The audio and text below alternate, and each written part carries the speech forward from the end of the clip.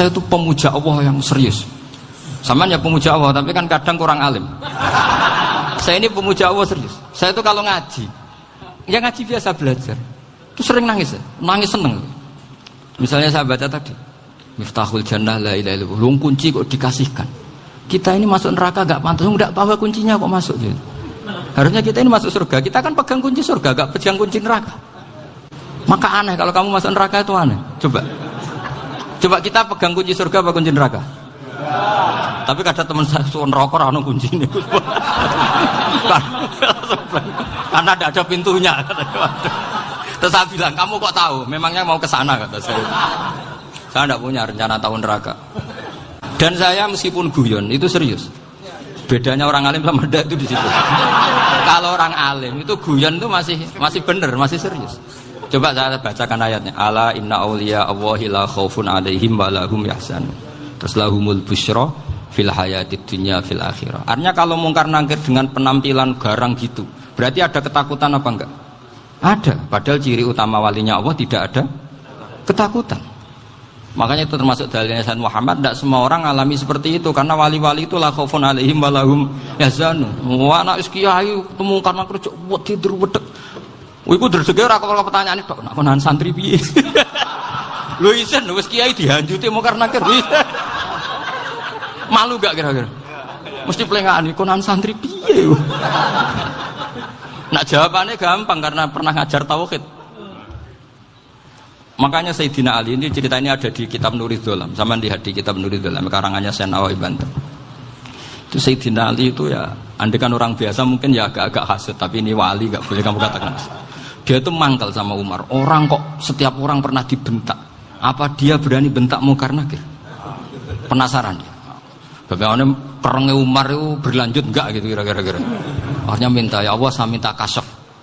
Ya karena yang minta Sayyidina Ali karena mau wajah dituruti sama kasaf. Dilihat Sayyidina Umar pas meninggal itu. Jadi hasud itu ya kadang penting asal baik. Loh betul bahasa Kanjeng Nabi kadang la hasada illa fisnaten. Itu Nabi bahasakan ya hasad. Gus Verson saja yang nafsirkan ghobtoh itu kan gaya-gayanan sebagai ulama. Aslinya Nabi ngendikan itu la hasada illa fisnaten. Ulama yang ganti itu namanya ghobtoh. Wong Nabi sendiri nyebut hasad kok kamu tafsiri ghobtoh.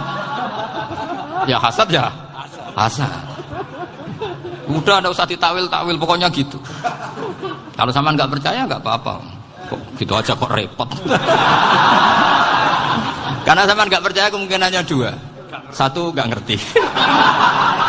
Dua sama-sama alim. Kan dari awal kalau sama-sama alim kan laisa li alimin ayuqallida aliman akhor. Kita nggak perlu saling mengikuti. Ngapain hasud?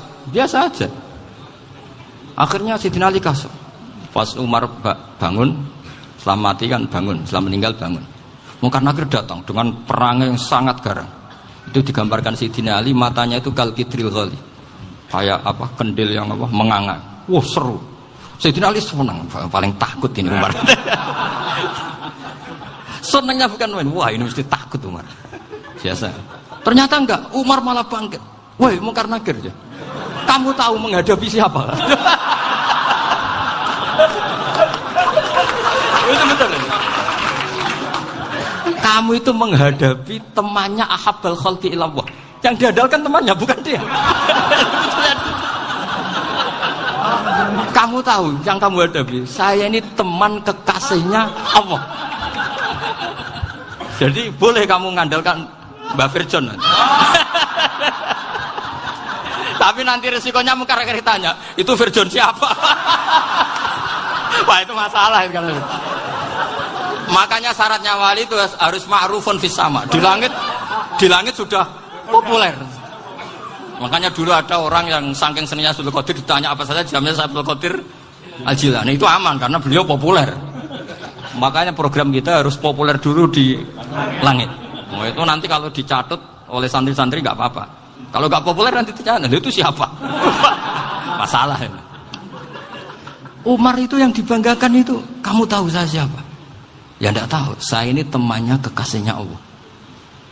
Temannya Muhammad, iya Muhammad Rasulullah. Wah mikir, waduh, repot. Loh di dunia aja gitu kan, temannya presiden, temannya panglima, apalagi ini temannya Sayyidul Awalin wal akhirin. Di dunia aja bilang temannya presiden, menteri, orang sudah takut, apalagi ini temannya Sayyidul Awalin. Hanya mungkar nakir terus konfirmasi sama Allah, gimana ya Allah ini ngadepi. Sebetulnya yang diadalkan itu temannya, bukan dia. Wah, akhirnya sama Allah dibilang, ya Bu, ya sama seorang seperti itu Bu yang sopan. Terus semenjak itu mungkar nakir itu nggak selalu berpenampilan seperti itu, sangat. Jadi semoga itu konsisten sampai nanti. Jadi kamu kalau ingin nggak takut mungkar nakir, jadi wali dulu. Karena syaratnya tadi hanya wali sing la khaufun alaihim walahum yahzanun lahumul busyra fil hayatid dunya fil akhir. Jadi orang itu kalau ngaji itu harus khatam. Jangan semuanya kena pertanyaan. Dan kalau semuanya kena pertanyaan nanti repot. Kalau Nabi Muhammad ditanya waman Nabi juga. Nabimu siapa? Lu kan terus jadi aneh. Jadi makanya ketika Sayyid Muhammad semua ulama lah, enggak ada am kecuali ditaksis. Kecuali sifatnya Allah, misalnya bikulli syai'in alim, ya benar-benar bikulli syai'in alim. Tapi kalau am semuanya pasti ada taksis, meskipun dalam muhawarah muhadasah biasa. Misalnya contoh gampang, istri kamu baru seneng kamu, Mas nak pengen apa-apa itu lapor aku, gak apa-apa Mas, mesti aku seneng gak sama lapor. Iku dia aku pengen wayo. Wah langsung jadi apa wae. Mesti apa wae maksudnya kecuali itu gitu. Padahal kalau ngomong, Mas sampean ingin apa saja tak dukung. Sampean bilang pengen gue iku wayo. Kira-kira disetujui apa enggak? Sama seperti kita kalau punya teman akrab, wes nang omahku gak apa-apa, anggap ae omahmu dhewe. Terus mlebu-mlebu kamar. Jadi tidak ada am kecuali ditaksis. Artinya kalau ada cerita bahwa orang mati pasti ngalami ditanya mungkar nakir, itu pasti ada am yang ditaksis. Itu pasti enggak dialami para anbiya, para ya, karena ciri utama wali itu la khaufun alaihim walahum yahzanun. Kemudian saya yang mau cerita ya, supaya sampean bisa menghadapi dunia global ini, tak bawa tafsir Munir termasuk tadi. Ini saya baca ini karangannya Syekh Nawawi, karena tadi kata Mbah Firjon ngaji itu harus sama orang bersanad. Saya ini kalah sama beliau itu berkali-kali. Secara nasab saya harus manggil Mbah. Secara silsilah ilmu saya juga kalah lagi. Saya sering disewani sama cucu-cucu Syekhona Khalil. Kiai Siddiq itu termasuk murid dekat beliau, Syekhona Khalil. Kalau itu berarti kan Gus Firjon, Ahmad, terus Mbah Siddiq. Mbah Siddiq ngaji Syekhona Khalil. Syekhona Khalil itu pernah ngaji langsung sama Sayyid Zaini Tahlan. Berarti beliau dari Sayyid Zaini Tahlan itu baru generasi kelima. Sementara saya itu sudah ke-7 atau ke-6. Saya, Mbah Mun, Mbah Karim misalnya, Mbah Hashim, Mbah Mahfud Termas, Sayyid Abi Bakar Sato yang arahnya Anatul Talibin, baru Sayyid Zaini Tahlan. Berarti saya ke-7, kalah lagi. Tapi untuk jadi wali biasanya cepat saya. Karena syaratnya jadi mbah itu ngalah demi putu. Jadi kalau beliau ngotot, saya dulu Gusti, saya mbahnya. Wah itu mbah yang nggak baik. Pasti jatahnya dikasihkan apa? Cucunya dulu. Makanya Abdul Muthalib itu orang yang dapat wangsit, tapi yang jadi nabi itu cucunya. Jadi dalil saya banyak. Sebenarnya Abdul Muthalib itu sudah sering dapat wangsit.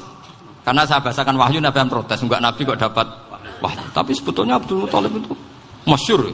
Kalimat-kalimatnya menunjukkan bahwa beliau itu sudah dapat wahyu kalau nanti cucunya itu jadi apa? Nabi. Makanya senangnya bukan main Abdul Muthalib sama Rasulullah. Putu seneng, mbah seneng putu. Jadi mungkin, jadi sampean enggak usah protes loh. Yang jadi wali kok cucunya. Loh, betul. Dulu Mbah Hamid Pasuruan itu kalau Mbah Ahmad Siddiq ke sana, Mbah Hamid Pasuruan kalau manggil Mbah Ahmad Siddiq itu paman. Tapi pamannya minta ijazah ke ponakan. Apa ya gara-gara itu memang. Kalau itu masih berlaku, apa? Ngalah tadi. Kayaknya masih apa? Hawane masih. Hawane masih. Karena melihat tren-tren langit masih gitu kayaknya masih. Masih itu. Ya. Tapi mbahnya tetap dapat jatah, tenang saja nanti. Tapi memang sebaiknya mbah itu legowo. Rasulullah Muhammad SAW itu terkenal min dzurriyyati Ibrahim. Tapi kata Rasulullah, ana dakwatu Ibrahim wa bisyaratu Isa. Aku nganti ngene iki barokah dongane Nabi siapa? Ibrahim. Jadi dongane Nabi Ibrahim nggih tiba teng putu. Jadi banyak bukti bahwa jatuhnya ke putu gitu. Tadi saya di kamar sama beliau berduaan. Nih Mbah sing dadi wali di sini. Aku Mbah. Cocokan tadi. Nah, kenapa saya akhir-akhir ini gulirkan daftar wali? Kenapa? Saya ini resah ya. Orang sudah ingin dicintai pejabat, dicintai tetangga, dicintai teman. Tapi kadang-kadang orang lupa lagi dicintai Allah. Makanya saya meskipun guyon, tapi ini amdan, bukan sahwan. Supaya orang punya cita-cita lagi jadi wali, ingin dicintai Allah. Kita ini terlalu lama ingin dicintai makhluk. Mbok ya naik kelas sedikit. Ingin dicintai Allah Subhanahu wa Ta'ala. Meskipun saya guyon, tapi tadi guyon saya itu lebih serius ketimbang serius Anda. Karena tak pikir. Saya tuh kalau pergi itu seneng ngebis, bukan karena saya tidak punya mobil, tapi saya sering mau butuh itu supaya gak diganggu. Karena saya tuh harus punya waktu sendiri. Kalau ngebis kan ketemu orang gak kenal, tapi sekarang ya gak susah, banyak yang kenal. Dan susahnya lagi gak minta ijazah, minta foto.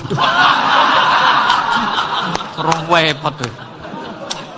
Mau dibenci itu umatnya Rasulullah Shallallahu Alaihi Wasallam. Mau disetujui itu sanatnya mana? Kalau ketemu orang alim minta apa? Foto. Itu nggak ada sanatnya. Nggak tahu saya itu mazhab dari mana itu. Ya mazhab milenial yang jelas itu kan. Ini tak baca ya biar dapat. Karena ini kenangan saya sama Mbak Ahmad Siddiq. Saya masih ingat betul beliau ngisi hallnya Mbak Abdullah bin Umar, berarti abahnya Mbak Hamid. Karena mbah saya itu Fatimah binti Khalid bin Umar, kalau Mbah Hamid itu Hamid bin Abdullah bin Umar. Itu saya masih ingat betul zaman itu Mbah Hamid siap hall di Lasem itu rawuh dan saya derek mbah saya karena masih misanan datang ke Lasem. Itu beliau pas itu ngisi sama Mbah Mun. Mbah Mun masih muda, Ki Ahmad Siddiq sepuh senior. Itu beliau cerita bahwa dulu ketika Indonesia dijajah Jepang itu para kiai mimpi dibacakan ayat Khulifatir Rum fi adnal ardi wa hum min ba'di walabihim salim. Terus ada kiai yang tanya, takwilannya gimana? Ya nanti Jepang pulang bukan karena kita yang mengalahkan, tapi Jepang ada yang mengalahkan sendiri, meskipun tidak kita. Kayak dulu Faris tidak dikalahkan Islam, tapi dikalahkan Romawi, tapi yang senang umat Islam. Wa yauma idzi yafrahul mu'min. Itu luar biasa ulama-ulama kita. Delalah kejadiannya Indonesia seperti itu. Yaitu kita tidak mengalahkan Jepang, tapi Jepang pulang sendiri karena dikalahkan apa? Sekutu. Ya ini saya baca. Ini tidak usah dicek bacanya benar apa enggak. Sudah aman apa? Aman. Karena kalau saya salah itu ya sengaja. Artinya ya sengaja. Ya biasa maksudnya. Saya kemarin ngisi di Pondok Peloso, di Pondok Al Munawir Jogja. Salah itu ada dua, ada salah yang memang benar-benar salah. Itu enggak apa-apa, bisa dimakfu. Karena mesti saking wong goblok salah yang terus itu. Ada salah bawaan ilmu, itu repot tuh dadaninya. Karena misalnya kita yang biasa belajar qiraah sabah wayah sibuhu, mesti diulang lagi wayah sabuhu. Karena qiraahnya Imam Asim itu hasibah yah sabu bi fathis sin. Sementara kita kalau ngaji kitab kulino yahsib. Sehingga kita yang biasa belajar sabah itu kalau baca kitab itu kayak orang bingung. Kadang-kadang yang ngaji juga bingung. Gus Pak mau cok bulan pilih. Ya tepat-tepatan. Ada yang mengatakan Gus Pak bingung, ada yang mengatakan Gus Pak alim alama. Ya tepat-tepatan nasib. Karena memang ya sabah memang seperti itu. Misalnya kufuan. Kufuan itu Imam Asim baca kufuan. Tapi beliau punya murid namanya Syu'bah. Itu kalau baca kuf'an. Makanya kita itu, ini kan khataman Quran ya. Jadi saya menyinggung sedikit tentang qiraah sabah. Tadi beliau juga sudah tak kasih kitab saya Hifdzuna Liya dan Mushaf. Sama tak ajari latihan sabah. Memang angel ya. Makanya yang nggak bisa itu wong pinter. Sudah tahu angel ya nggak usah diteruskan kan. Orang menghindari barang angel itu pinter apa goblok? Pinter. Berarti wong goblok pinter. Saya tuh makanya sama orang goblok tuh respect. Jadi orang alim tuh angel apa gampang? Angel. Menghindari barang angel pinter apa goblok? Loh, orang menghindari barang angel pinter apa goblok? Pinter. Berarti wong goblok pinter. Jadi saya sama orang-orang goblok itu respect. Sudah tahu jadi orang alim angel ya barang angel ya harus dihindari. Makanya saya ini insya Allah umatnya Nabi yang termasuk yang terbaik. Amin. Karena mencintai umatnya Nabi termasuk yang goblok. Waduh. Itu tidak gampang itu. Karena tadi sudah tahu ya. Seperti itu loh orang naik panjat pinang. Itu yang naik karena ingin hadiah. Yang nonton sudah tahu, wah licin kok dinaikin mau keplodok ya. Tapi orang sepakat yang nonton juga pinter karena sudah tahu ribet kok Tuku ning pasar rak kena lha opo menek. Sama sampean juga gitu. Ngalim tafsir angel, ngalim fikih angel. Nek karek ngaji ngrekam kan gampang. Itu pintar apa goblok? Pintar. Iya. Makanya kula niku mbok burohno ngono tok. Saya tadi dinasihati Mbak Firjon, muga-muga hati saya selamat.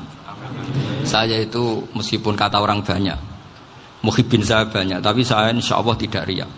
Saya itu pakai kitab namanya Tasbidul Fuad, itu karangannya Sayyid Abdul Haddad. Ketika beliau punya muhibbin banyak ditanya, bagaimana ya Habib Anda menjaga hati Anda? Jamnya Sayyid Abdul Haddad itu unik. Innama azzamu Allah. Mereka itu sebenarnya menghormati Allah. Cuma butuh sarana, dan itu saya. Jadi saya tahu sampean semua itu mencintai Quran, mencintai sunnah Rasul, mencintai hadis-hadis Rasul. Cuma sampean kan karena nggak paham, terus manfaatkan saya. Jadi sebenarnya saya ini korban. Korban. Jadi saya mau riak gimana? Korban kok mau. Bangganya di mana tuh? Coba sampean misalnya ngaji tafsir, belajar sendiri kan susah. Terkibnya susah, maknanya susah. Bahkan beli kitabnya kadang tidak kuat. Loh, untuk jadi alim tafsir itu kan harus beli kitab. Loh, saya sering belajar kitab itu jutaan. Tafsir Tobari, saya pernah beli kitab Fakhrur Razi itu berapa coba? 27 jilid. Karangannya Fakhrur, belum karangannya ulama modern, Imam Sa'rawi. Itu berapa jilid? Itu jutaan. Saya kemarin juga dihadiahi kitab Pak Quraish Shihab namanya Faidul Bari fi Syarhil Bukhari. Pak Quraish Shihab yang terkenal. Dia sering diskusi sama saya. Saya ngasih hadiah beliau ngasih hadiah saya. Oh itu harganya nggak kuat. Tidak kuat kadang di Indonesia nggak ada coba. Dan sama orang hebat menghindari kesulitan itu. Nah, kesulitan itu sebab ngaji ikut, kalau nggak paham dirukok rekamannya sudah gitu. Pinter mana sampean sama saya? Pinter sampean kan? Bikin sosis susah, beli aja kok repot kan. Makanya nggak boleh orang bilang, wah aku goblok reso tafsir aku wong pinter. Makanya nanti kalau saya ketemu Nabi tidak termasuk orang yang mentahkir orang Islam. Kafa bil mari isman ayah kira akhahul muslim. Jadi cukup orang itu dosa kalau menyepelekan orang Islam. Termasuk darani sampean goblok itu dosa. Caranya nggak darani goblok ya tadi di logika tadi. Alim itu angel. Ngendari angel itu pinter. Berarti wong bodoh. Pinter ya sudah gitu. Tapi tetap bodoh. Tapi ini satu cara untuk saya respect gitu. Coba orang yang ngaji tafsir saya banyak, mungkin ribuan. Itu sebetulnya mencintai Quran. Karena Quran adalah kitab suci yang panduannya umat Islam. Sangat mencintai Quran. Terus kemudian mereka nggak paham. Terus mencari orang yang memahamkan. Burohno lah cara Jawa ini. Terus keren saya itu di mana coba? Lah terus mereka kurang ajarnya gini, kalau paham itu ya alhamdulillah paham. Kowe nak ngaji Gus Bae ngono tok. Tapi nek ora paham, ora nyalano akale. Mari Gus Bae nerangno cepet mulane gak paham. Ora kok nyalano teke sing lelet. Itu kan Masya Allah, naudzubillah. Sebetulnya tingkat kurang ajarnya tinggi Gus sebenarnya. Jadi kalau nggak paham itu kadang nggak nyalahno uteke. Kayak mau misalnya, mau mari mikir aja jelas. Padahal misalnya jelas orang mesti paham, bodoh. Paham? Jadi kata Sayyid Abdul Haddad, innama azzamu Allah. Sebenarnya mereka itu sangat menghormati Allah. Makanya kita nggak perlu mengatakan wasilah itu kafir, nggak akan. Karena orang tawasul sama Rasulullah itu ingin dapat ridhonya Allah lewat orang yang dicintai Allah. Kita mencintai wali sebenarnya, wah itu kekasih Allah. Kita mencintai itu karena mencintai Allah. Sama seperti gini, kamu mencintai kangkung apa enggak? Sebenarnya sama sekali enggak. Tapi kamu ingin sehat, ada asupan gizi. Kamu ingin tubuh kamu sehat, butuh asupan gizi. Kemudian kamu makan kangkung. Apa terus kamu cinta kangkung? Kan enggak. Cinta kesehatan kamu sama. Orang yang mencintai saya sebenarnya ingin kepuasan rohani. Saya kan termasuk kiai yang torekonya gampang. Ini swarga, kan akhirnya penggemarnya banyak. Coba kalau kamu neraka. Jadi sebetulnya Anda mencintai kepuasan Anda sendiri. Nah, saya ini korban.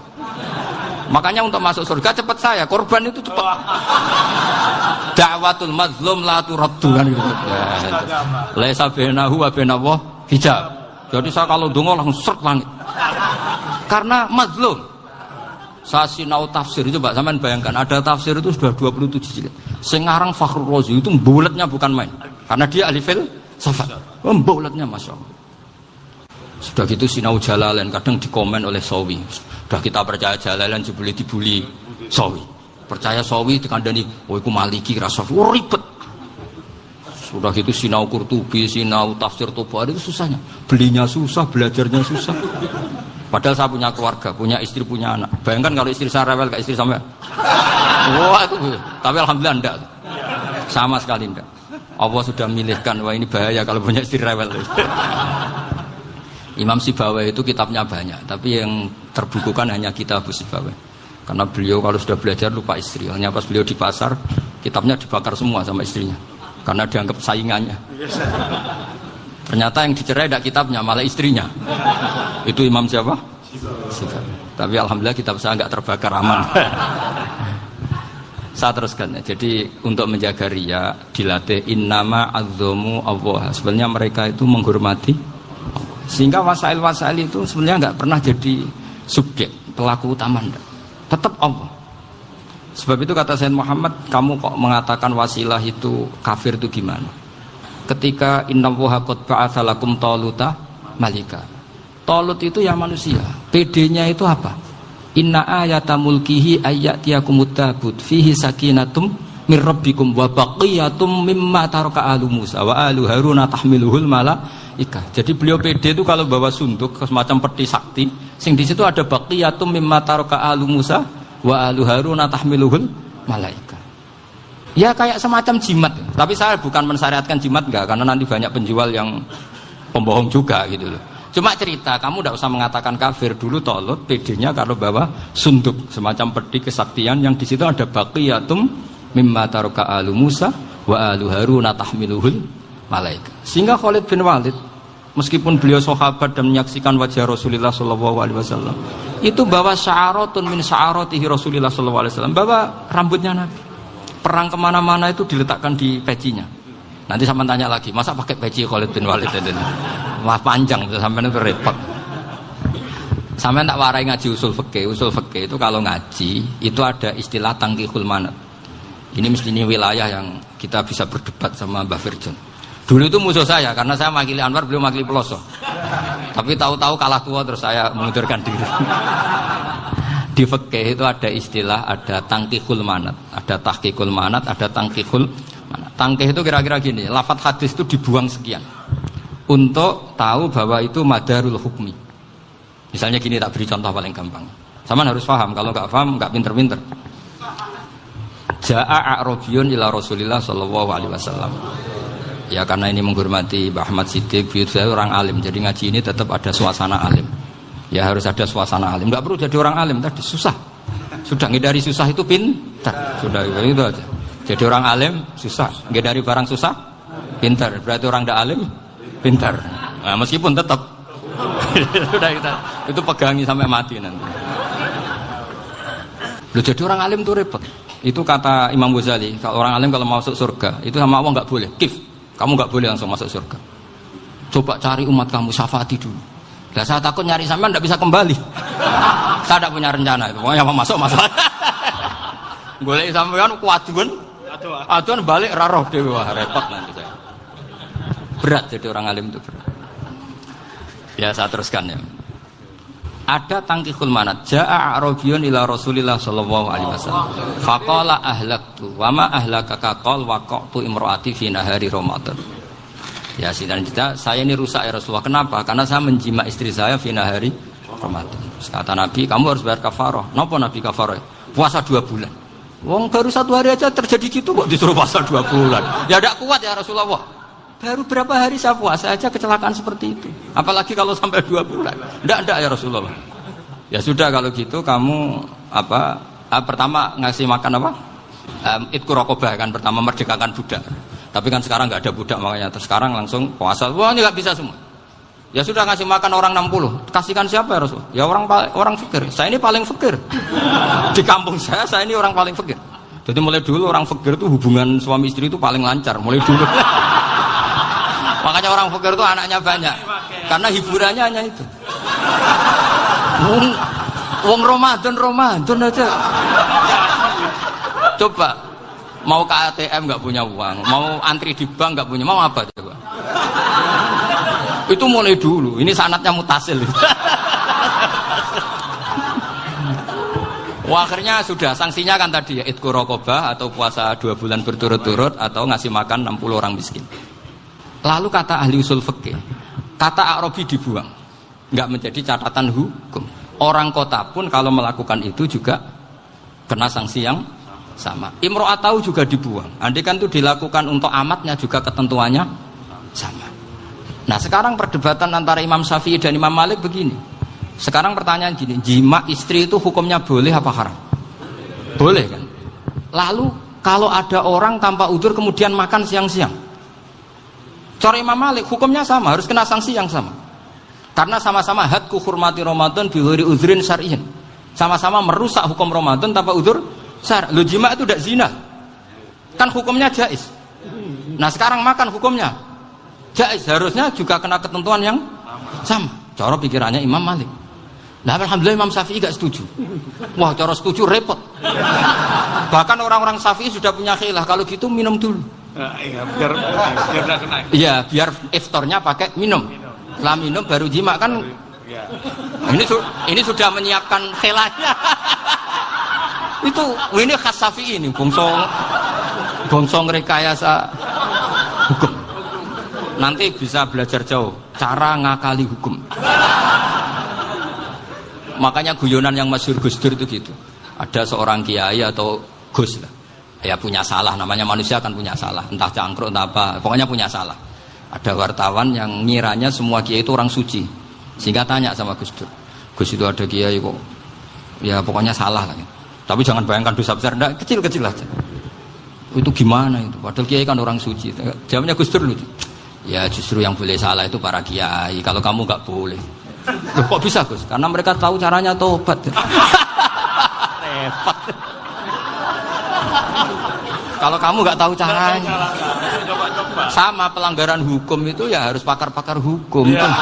Itu yang tahu caranya rekayasa. Kalau kamu ya kena pasal kan. Ya. Jadi kamu jangan niru saya ini punya sekian cara untuk nah, itu namanya khilaf.